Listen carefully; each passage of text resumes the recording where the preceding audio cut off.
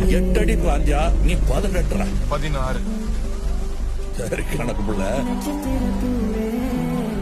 உள்ள இருந்து நான் பாத்துக்கிட்டு இருப்பேன், வெளியே அமரம் பாத்துக்குவான். அமரம் தான் எல்லாத்தையும் பார்த்து பண்ணா நான் என்ன இதுக்கா? எனக்கு எதுவும் சரியா படல. நீங்க இப்ப போக வேண்டாம். Madam, I am your only Adam.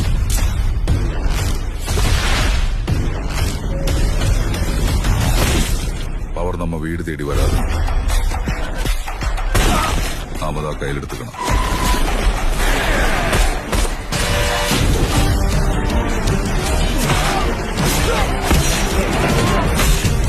இனிமே இங்க நான் தான் ரங்கராய சக்திவே.